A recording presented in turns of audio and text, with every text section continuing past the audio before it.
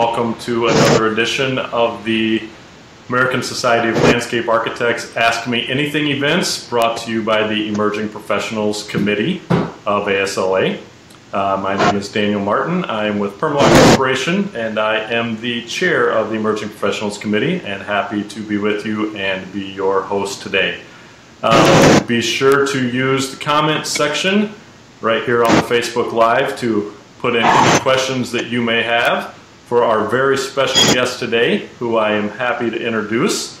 We have with us the one and only world famous Mia Lehrer, Mia Lehrer and Associates in Los Angeles. Mia, welcome and thank you for joining. Good morning, or good afternoon in some places. Wonderful to be here to share with Permalock for the emerging professionals and you, Daniel. The next hour, I am sitting in my office along the LA River in our studio warehouse. We are working on several interesting projects, including projects along the LA River, and also a number of interesting sort of big residential projects, as well as parks, and even gardens. We love to do gardens. So I was born in El Salvador in Central America, and I came to the U.S. in the 1970s when there was a little war down there, and my father decided to send us away. And I grew up in that beautiful, beautiful country with a wonderful sort of volcanic, tropical, water-laden place. Arrived in the East Coast in Boston, where I spent 9 years. Getting and adjusting to snow and cold and mugginess, and ended up studying and meeting my husband at the Graduate School of Design at Harvard. And there was a little recession, and some of you might have lived through a recession. I've lived through 3 already. And so there was not much work in the East Coast, but there was work in the West Coast. So we came out here where he was from. And I'm happy to call sunny California my home for the last 40 years. A very special place, a place that's in need of the kind of work that we do, the kind of mending of our city that in our landscapes. So I'm here and got all my tools in the trade through the work that I did at Tufts and then at Harvard. And I worked for Pete Walker at PWP for some time, and started my own practice, building gardens and then schools and then parks and other civic spaces. So that was my discovered landscape architecture at an exhibit at the Graduate School of Design, where Olmsted's Drawings of Central Parks competition.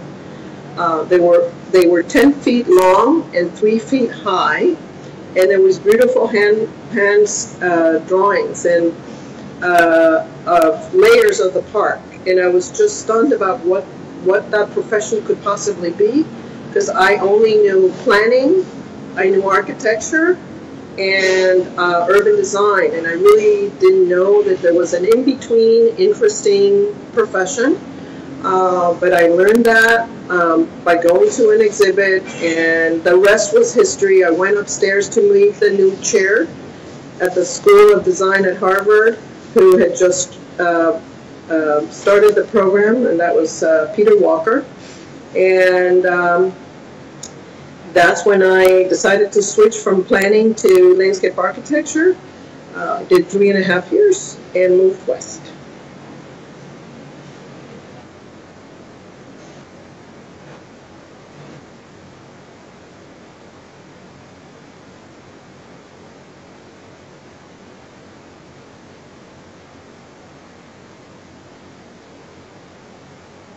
No, after I graduated, I went to work for POD, project, which is a firm that eventually was, absorbed by other firms. I worked there for a number of years. Then then moved up to LA and eventually joined Pete for a few years only. But yes, but he's always been a mentor. And it didn't matter whether I was doing gardens or smaller projects. He was always very curious and interested and supportive, and always had strong opinions about, and ideas of in terms of nurturing and mentoring my passions.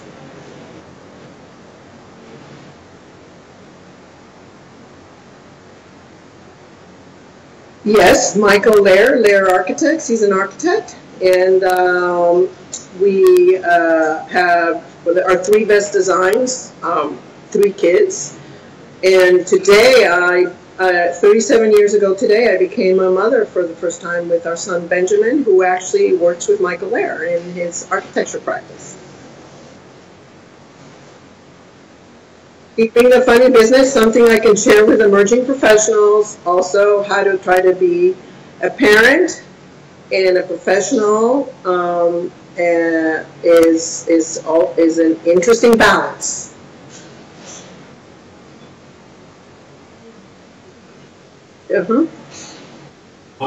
As those of you who join us on a regular basis know, we start each one of these Ask Me Anything events with the same 6 questions, kind of give us a baseline and get things rolling. But I want to remind everybody that while we are going through this, you may start entering your questions into the comment section right here on the Facebook Live post at any time, and we will get to as many questions as we possibly can. So keep those questions coming in. But let's go ahead and get started with our starting 6. So Mia, we just talked about you getting started and how you got to where you are. So thinking back to those days, those early days, if you could go back in time and tell your younger landscape architect self one thing, what would that one thing be that you wish you would have known back then that you know now? I would say that make sure you love what you're doing, and that I think that this profession is about passion and an appreciation of design and contributing to the world, and that the tools we get in school really can contribute tremendously, and that if it's a job, you should ask yourself a question. If it's a 9-to-5 job, you can't wait to get out of there. For a question, do I really want to be here? Why don't I want to be here? And what am I? And within the profession, of course, there's many ways to go. And don't forget that private practice is not for everybody. That contributing to cities, counties, states, parks departments, we as people in private practice need you in all those positions. And being a mayor and understanding design is another great one.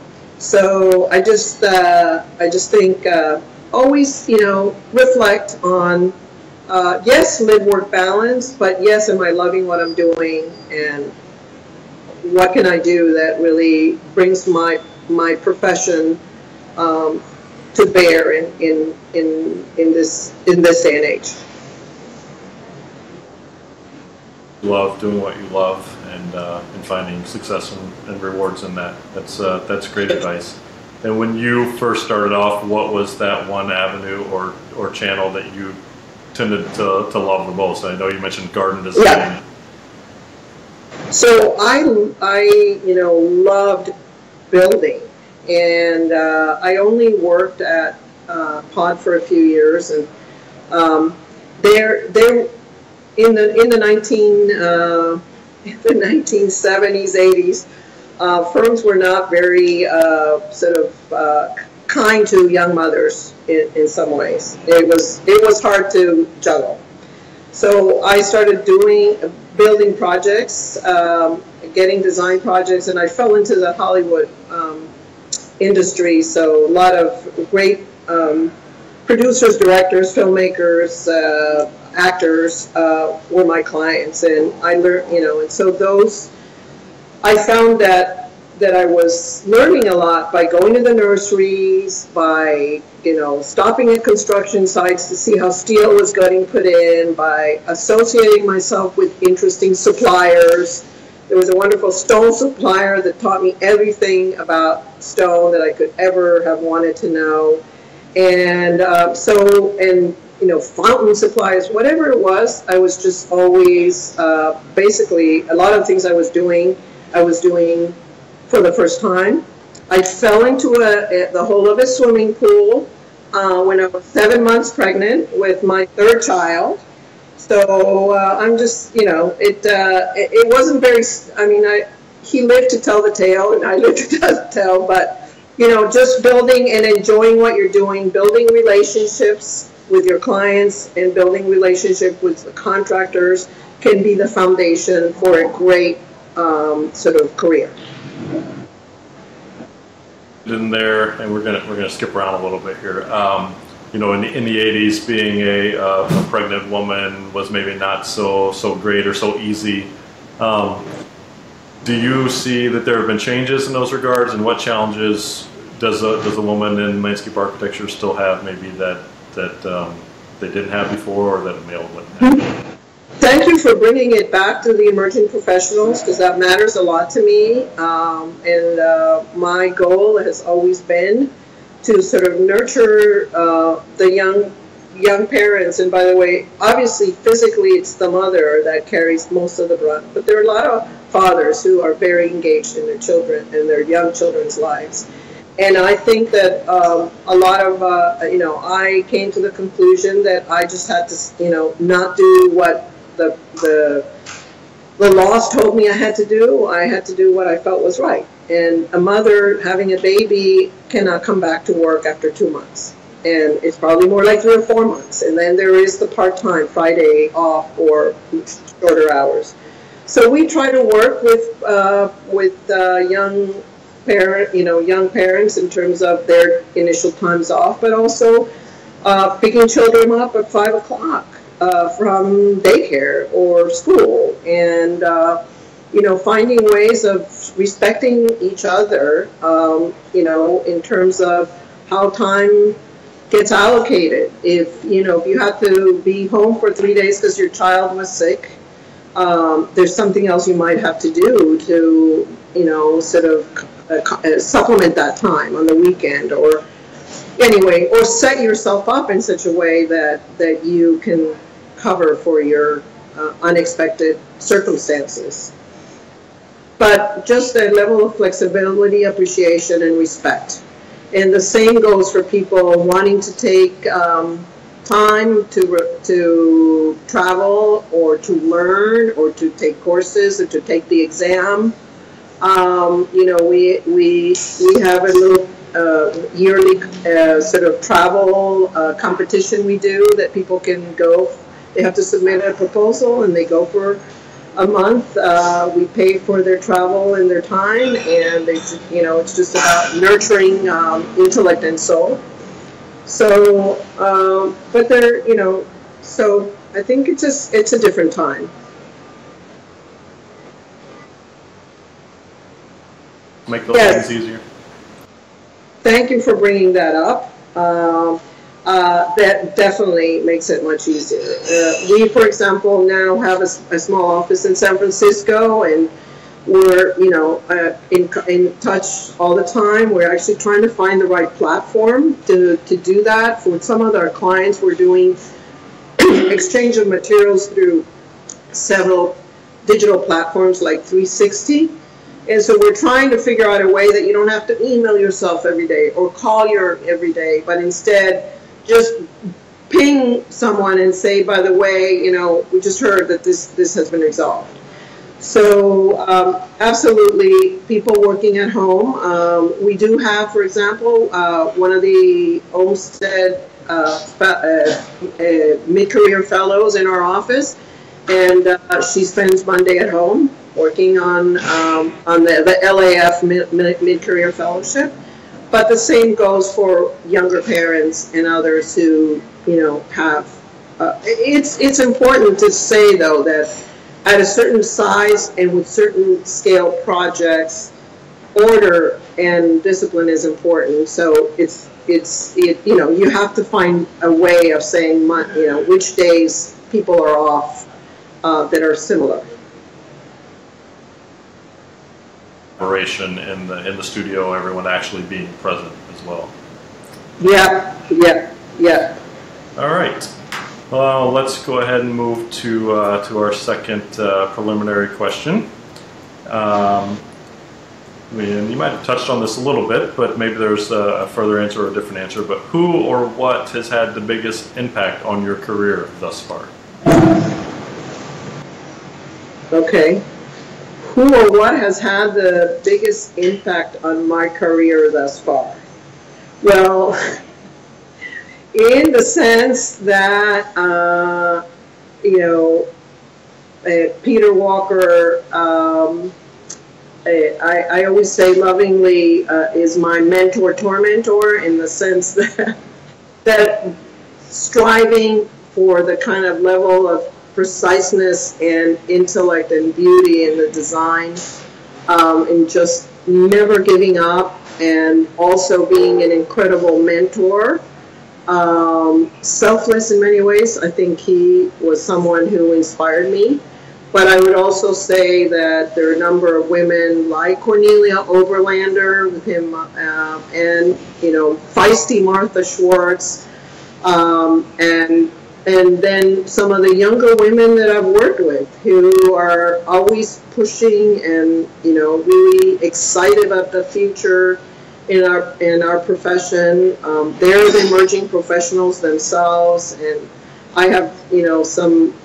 Obviously there's some amazing men in our firm who are also very passionate and very sort of interested in design and in the contributions we make. But so I would say I would can it into that there's a younger generation of At what point are you an emerging professional age, Daniel? Are you like on the verge of the way out of the? What age group? What age group is that?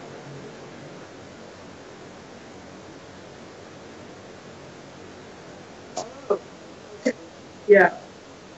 Yes. Okay. Okay, I got it.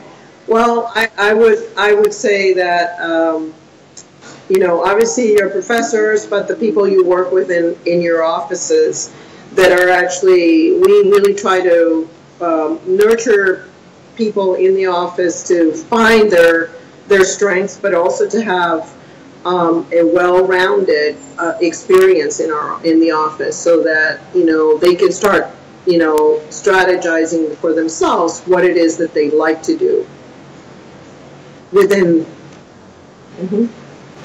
All right, we'll move on to the next one. We'll keep moving. We do have quite a few questions coming in from the audience already. We will get to those, so everybody just kind of stay tuned, and if you have questions, keep putting them in there. But let's move to our third starting question.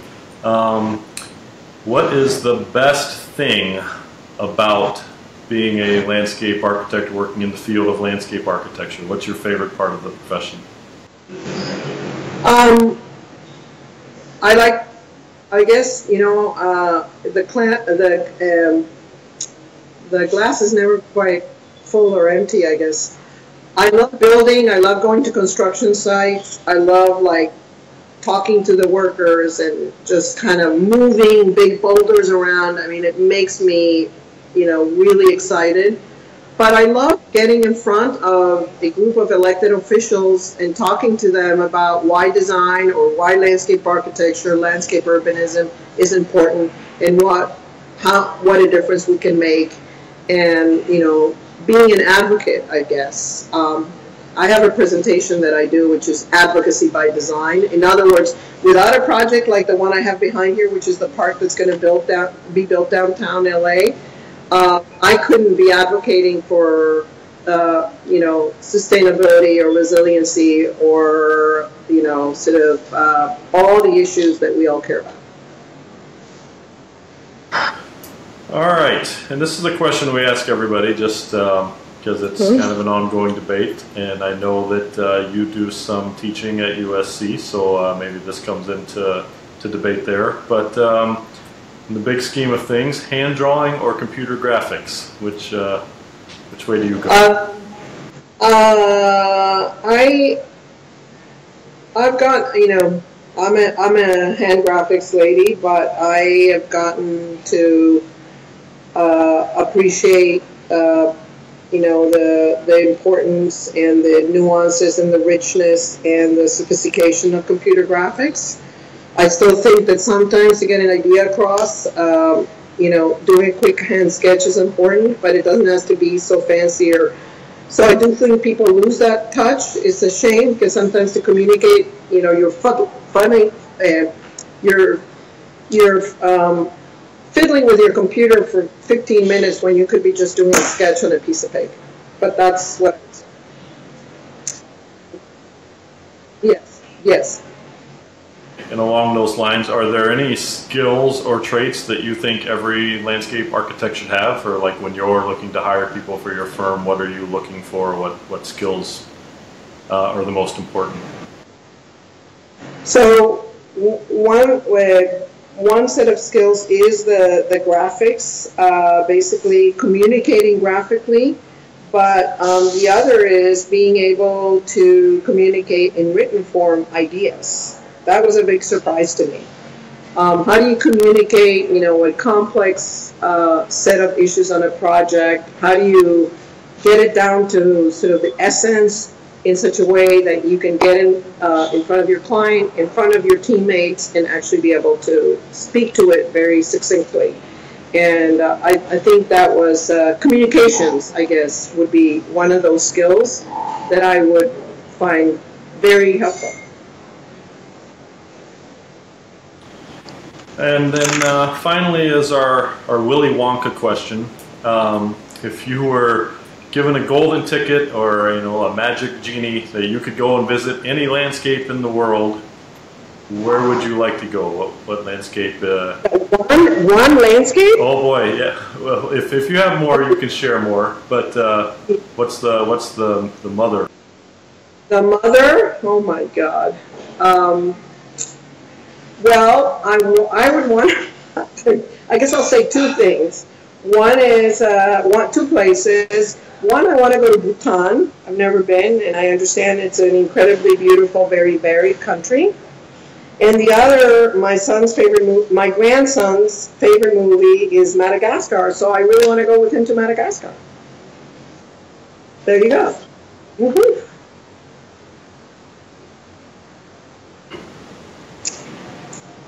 Whoa. The favorite landscapes that I have been to. Wow. That is a really, really hard one for me. I guess I have to go to the tropics and go to some of the Borlamarx gardens because it brings my life in in the tropics, the volcanic sort of geology, the tropical forests. So somewhere in between Borlamarx and the Amazon is where I would say my heart kind of starts sort of beating fast. Great job on the opening six, and we are going to start taking some questions from the audience now. There are quite a few of them coming in here, so let's get going. Our first question comes from Callie. Not California, don't get too excited. Her name is Callie. Callie says, not doing your undergraduate degree in landscape architecture, did you ever feel behind in the beginning of your career, at your first job for instance? Did you feel like you had catching up to do? No. I mean, only because I went for 3.5 years to graduate school, so that felt like undergrad. I also had I took geology and a few courses because I was interested that actually turned out to be very helpful. So if the question is, do you really need to go to graduate school? That's the subtext. I'd say maybe at some point in your career, it might really give you, you might be curious about something that you don't know, and so you would probably want to do it. But I felt really that I had important skills by the time I graduated.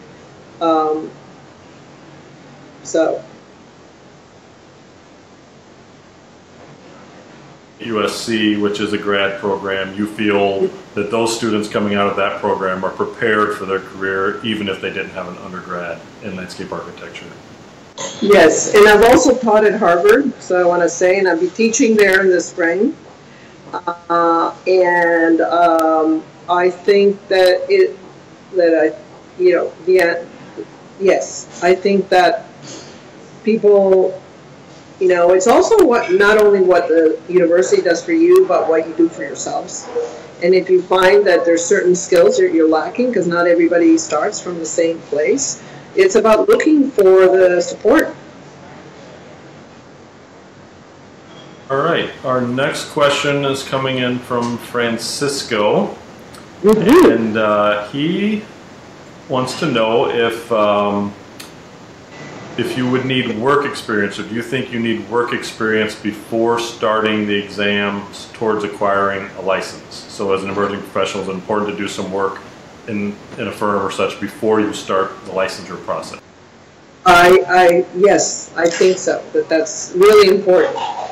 Because it's not just about getting a license, but it's about understanding, how to put a package together, what the issues are with regards to health and safety. Yes, experience is very valuable, and I'd say I would trump experience for at least 3 years before even starting, so that you just let it go, learn everything you can in a practice or in a city hall or in wherever you're going to work, and then start looking at the class, studying for the test. Mm-hmm. And at your firm, obviously, I think you said a 40-member firm. When you bring in younger people, do you encourage them to move towards licensure? Yes. Usually after about 3 to 5 years experience, and we pay for the preparation and for the exam and for the license for as long as they're here. Yep. Yeah, we had a very big crop last year. I think about 10 people got their licenses. Mm-hmm. Well, with a benefit like that, you're going to be getting a lot of applications, I think. That's huge. All right. Next question comes from the famous Daniel Rodriguez from the University of Florida. He says, do you listen to podcasts? And if there were a landscape architecture-based podcast, what relevant issue would you want to hear about? What a good question. Turns out that my daughter makes a living doing podcasts. It's called Mashup Americans. You should look at it, because if you sound like a Daniel Rodriguez would be interested. It's about multiculturalism, and they interview interesting people about how do you keep your sort of culture, your multiculturalism alive in your family as you move on in life. I would listen to it. I would love to hear more. There's so many of our senior members of our profession, like Cornelia Oberlander or a few others, who would be wonderful to hear and for other people to hear. But I would also like to hear from people from around the country who are doing interesting things. I have a friend, for example, who was a Loeb Fellow and landscape architect who was is the mayor of a small town. As a landscape architect, I've met, I just think it would be interesting to hear something I really enjoy about ASLA is going to the conferences and meeting people and attending sessions, people from all over the country who are doing very different things. And I think podcasts could bring it to people who can't afford to go to conferences, and who, just might find it very interesting, Phytoremediation. I would love to hear a whole podcast on phytoremediation. Real quickly, the ASLA conference, I'm going to the conference. You enjoy that this year. The conference is coming to you in Los Angeles, so we're encouraging everybody to go to that. But being a Los Angeles resident, where would you encourage everybody to go see while they're there? Oh my goodness. First of all, I hope many of you are coming. I think it's going to be a great conference. I would say that go to Griffith Park and go to the observatory. Go to the Getty Museum and get a lay of the land. Go down to the beach and go to the Annenberg Beach House, which we worked on, but there's a lot of designs by other people right around there. And then the Natural History Museum and Gardens, which are sort of also interesting.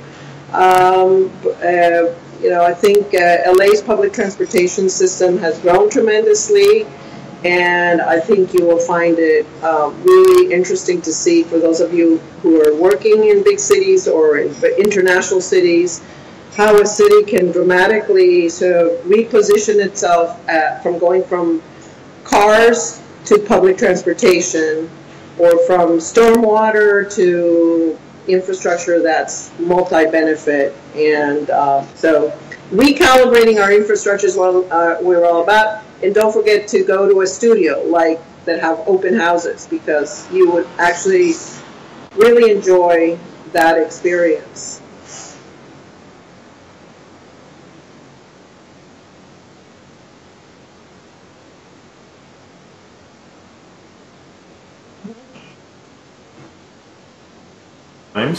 Landscape Architecture Foundation.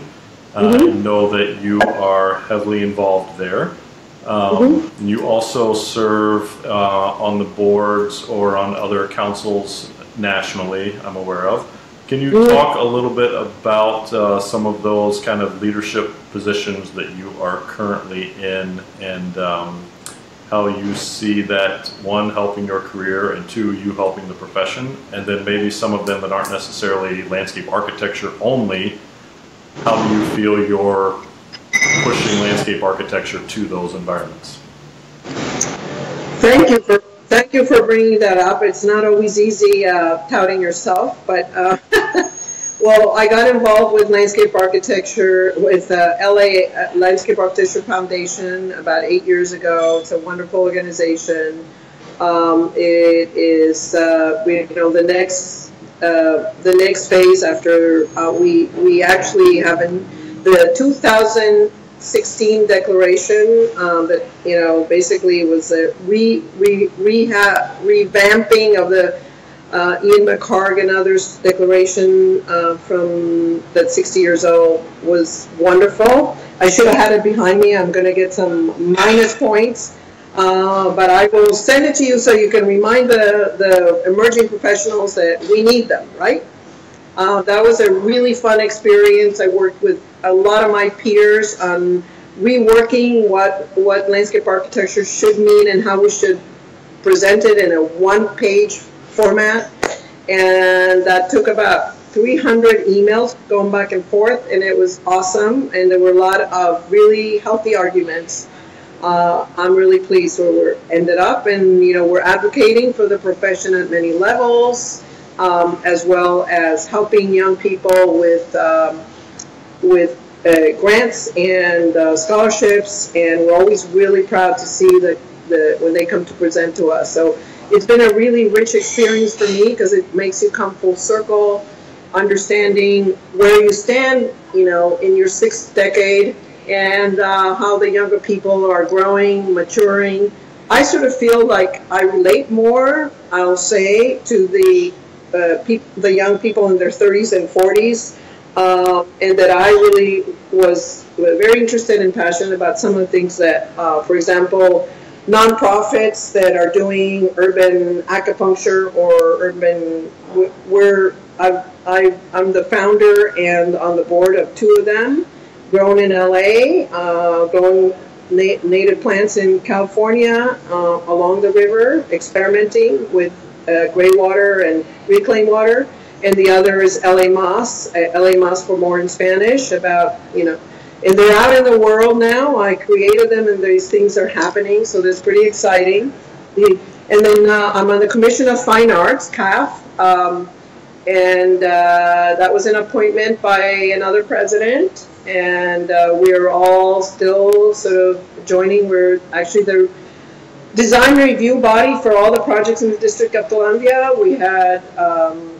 We do parks, we do memorials, and we do all the sort of development projects, museums, and we have basically a series of guidelines that the district has created for itself over decades and centuries. And there's 12 people, 3 of us are trained as landscape architects, and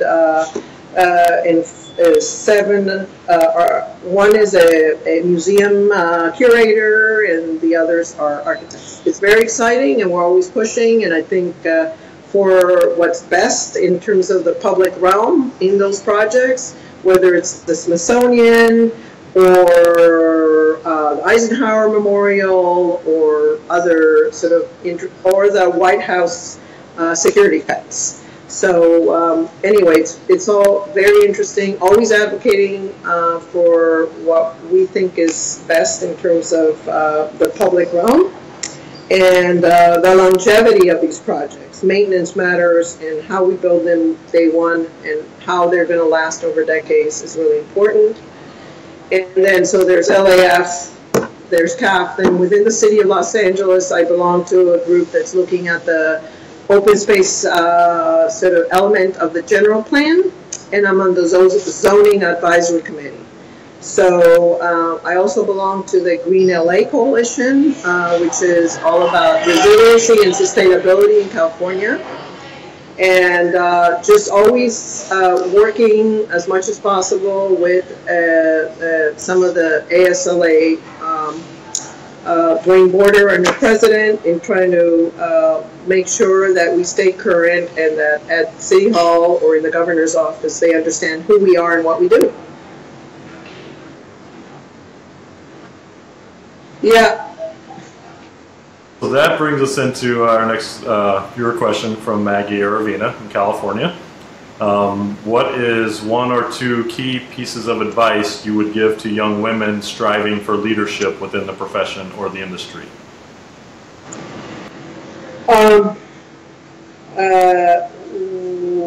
Okay.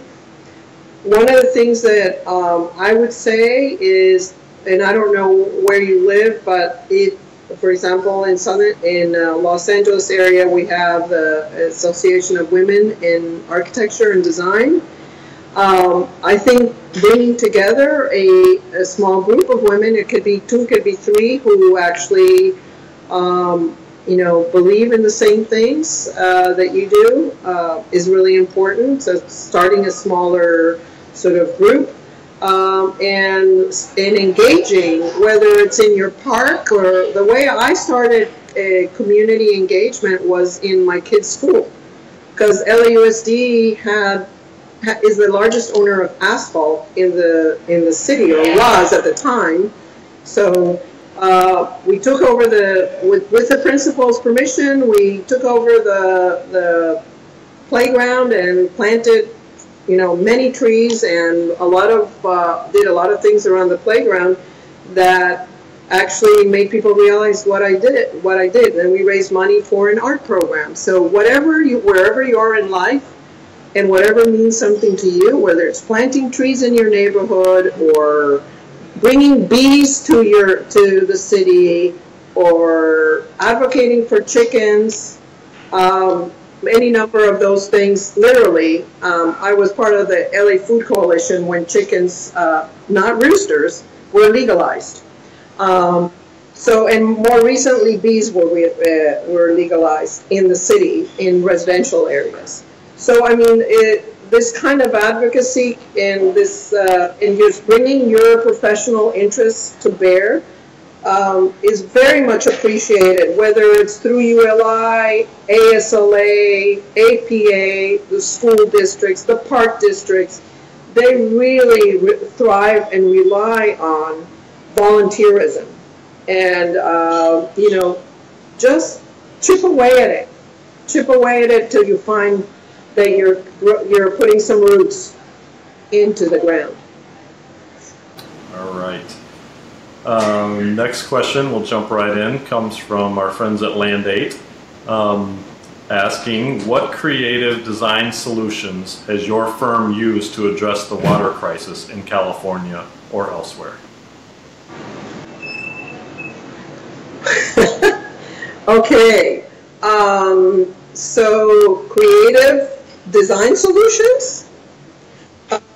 Well, you know, we really believe that water has to be used 3 and 4 times in any given form. So if it arrives as reclaimed water, because it's water from the reclamation plants, that you have to use it in certain type of parks in order for it to get cleansed before you can use it again for irrigation.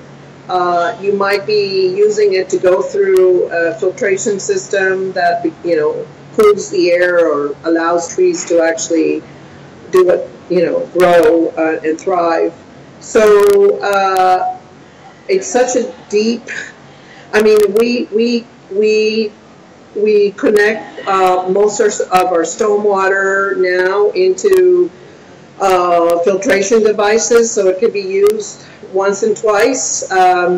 We just finished the courthouse in downtown Los Angeles, and it turns out that the roofs from the courthouse and much of the generators and equipment are producing a lot of water, and that it's going into all filtration sort of tanks, and now we're ending with excess water, which we hope instead of throwing into the stormwater system, that we hope we're going to be able to use in the adjacent park that we're building. And that means that you have to have the federal government and the Department of Water and Power in the city of Los Angeles talking to one another.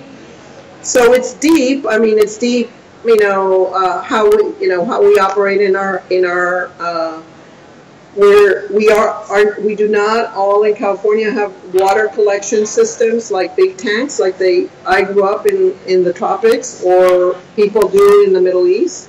I think that'll be the next step, but basically creating as much permeability as possible and using the water once and twice and planting native vegetation. And what Grown in LA is doing is having a series of nurseries where we're testing how native plants are going to do with reclamation water. Reclamation water is very high in salt content, and we have had a couple bad experiences, and oaks dying because they don't love salt.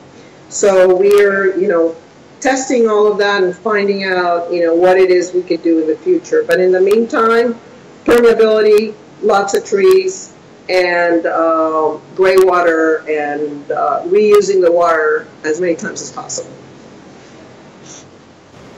Excellent. We'll move right on to the next question. And if anybody out there has more questions, get them in. We're 3/4 of the way through the hour already. But our next question, I guess, is a little more about the firm and practice. How do you market your services or find new work? Is it mostly word of mouth? And has the way you do marketing changed over time? Really good question, because we're going through. I would say that initially when I was doing the gardens, and I have to say that I was doing gardens, it was always word of mouth. but I also had a very a wonderful writer at Sunset Magazine in California who just kind of, you know, followed where my projects and sort of gave me, you know, voice in the print. That was always really helpful. So word of mouth, never underestimating a good client, that good client won't then lead to more projects that are of a different scale. So in my case, imagine doing the garden for a very, very interesting, smart, wealthy individual, and then having them refer me to a camp for children with cancer, which is was an amazing project. It was the restoration of some beautiful wetlands and very beautifully designed, very important project for families and children with cancer. And that's where I met Paul Newman, Blue Eyes. So that was kind of really important. But, you know, that client that I was doing a garden for referred me, and then that led to other public projects where wetlands were an important feature. So, you know, that's always the tough part, is how do you get to the next project type so somebody doesn't ask you, and they will ask women, young women, so how many of those have you done? You know, how many so when I worked on there was a project that I was working on that was a residential project, which was in Malibu. Is a very important project from a sustainability perspective. I was being considered for a park project, and they asked me, so how many parks have you done, and what's your biggest budget? And I was kind of in an NDA, and I couldn't talk about how much my budgets were, but I said I can just tell you that I'm doing a project that is, you know, the same budget as your park. So, and how complex it is, and I presented. When I wanted to do, I was being asked to do a big office sort of retail master plan park project too at Playa Vista. I basically took some other projects like it and presented it in the interview, and I did an analysis. This is why I think this project is successful, and this is why this one is also successful but different, and I got the job. So that's just being creative about how to get to the project types. I did do schools, but because I was doing schools with my children, and therefore I got 1 or 2 schools. But really, eventually, that gets really nerve-wracking, because you have a group of people you owe salaries to, and you want to control your budgets.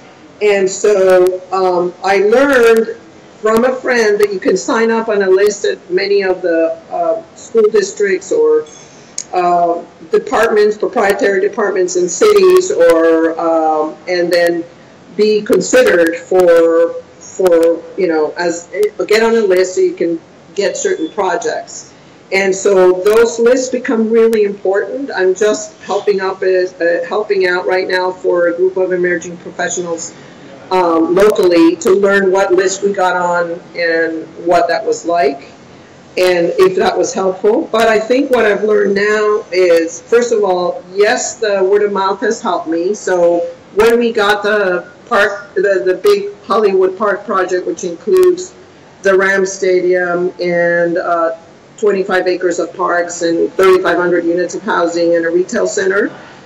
It was basically, they came to interview us. We had a reputation. We've done some work for the Dodgers, and then it just went on. But I find that I want to control my future more.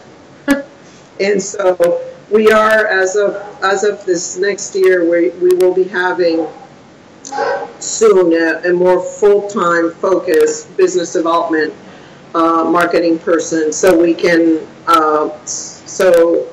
because we find ourselves reacting often, and I need a sounding board as much as anything to be able to sort of control. And I will say one thing too, I'm considered a regionalist, and that's supposed to be kind of a bad thing, because you know, I'm not all over the world doing work, and not like I'm not interested, not like I haven't done work in Brazil or in Central America, and not that I've done work in China, but I've focused in California. It is the 8th economy in the world, and it has a very unique set of issues and problems, and they need our skills, and I really like being engaged in the community and in my place at all levels. So not to say that I wouldn't go anywhere else, and we are applying, we've been looking at some interesting work in other states.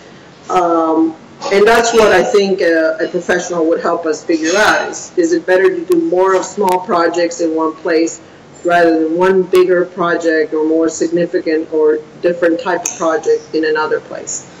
So that's kind of an answer to, I think that having someone with, once my office grew to 12, I always had a designer who really liked to write, who liked business development. And they would always be doing a project or two, but they'd also be helping putting the proposals together. I had a partner who had, worked at SWA and had gone to the GSD, and she really liked doing that work too, and doing contracts. So it's not just doing the business development, because then you got to do the contracts, right?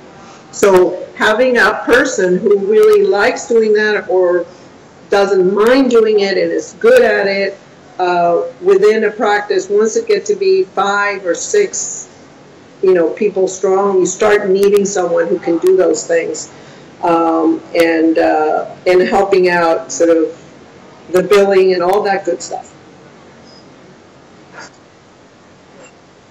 Sometimes we don't get into like the business side of practice in these, so it's good to hear and have some of that conversation. Mm-hmm. All right, so this is an interesting question, a little different than the ones we've had so far. Are there musicians you absolutely could not go to the drafting table without listening to? Oh my goodness. Wow. Geez, I'm kind of, my age might show a little bit here.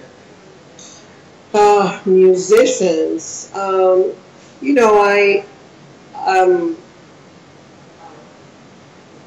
happen to love Adele, and I happen to, who doesn't? I happen to love Adele. I'm basically a fanatic of the voice. So of course I do love Maroon 5. And Alicia Keys is like one of my heroes. But I like jazz, Latin music, and that would probably be my background music before I would start listening to Adele and try to remember what she really, the story she's trying to tell me. Yes. Mm-hmm. Thank you for the question. That was a good one. We're about 6 minutes out, so I think we're going to end with asking, we talked about some of the different projects you've worked on over your career, but thinking about all the projects, what would you say your favorite project you ever worked on was, and why would that be? God, that is really intense.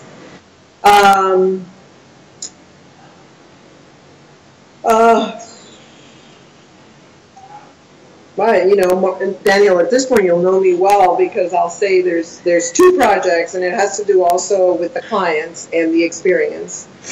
One is the Ricardo Legarreta project for Joel Silver, the creator of The Matrix. And it's a garden. It's not a small garden. It's a big garden. But he let me create and think beyond the box, and just use materials really gets into the spirit of the designer's head. So I got to do a maze because I told him he couldn't have a tennis court because it was not environmental. It made no sense environmentally.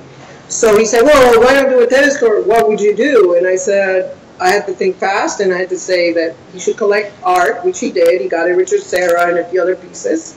And he said, well, what would I do with that space? And I said, well, I've never done a maze before. And sure enough, there was a maze. And of course, it had a Ricardo fountain falling in the center. So, and that project is the project that keeps on giving. Every so often it grows. And I really just appreciate and respect him. And then the other is the Natural History Museum Gardens, and that's the 5 acres of gardens around the Natural History Museum, where an asphalt parking area where a lot of Angelinos used to park in order to go into the museum, opened itself up and opened it up to become a garden and an urban ecological laboratory. And so the opportunity of like really taking the gardens, taking an asphalt parking lot, turning it into a series of gardens, watching oaks, which are usually so slow growing, or sycamores and others grow so fast just because they were in the city and trying to prove themselves to somebody. Having millions of people enjoy and understand. We did a performative landscape. Know that it's 99% permeable. None of the stone walls have any grout or anything. We're with great structural engineers, a great contractor, and the scientists, which I called my ologists on this museum, actually helped us define the type of plant material. And the criteria was plants that attracted the most habitat. So it didn't have to be native, just habitat.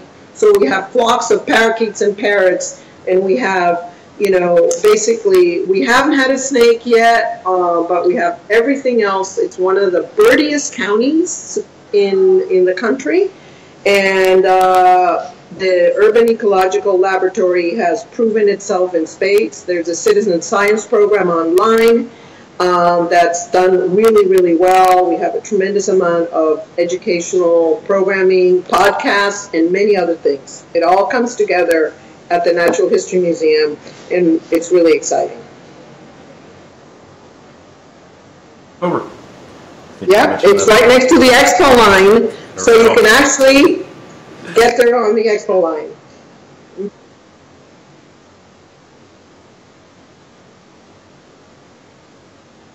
My least favorite project. Oh my God. Do I really have to? No, you don't have to. I don't have to say my least. I mean, I would say that there were a project or two that I won't mention that were sort of classical villas where I ended up not following my heart or my sort of design DNA, but having to sort of reflect the aspirations of some of the ownership, and it just wasn't that much fun. All right. Well, we are. So, but I want to leave it on a positive note, yes, because I have some other really great clients now. And everybody, and I think that the city of Los Angeles and the county is all really, we're hopping here. And I think it's public knowledge that our mayor is getting some kind of a honorary ASLA membership. So that's pretty exciting. And he's a big believer in what we do. And I hope all of you convince him to be more of a believer and to really strive higher even. So looking forward, and I would say one last thing to the young women who get frustrated because it's hard to balance carrying a family and a business. Don't give up. Stay connected.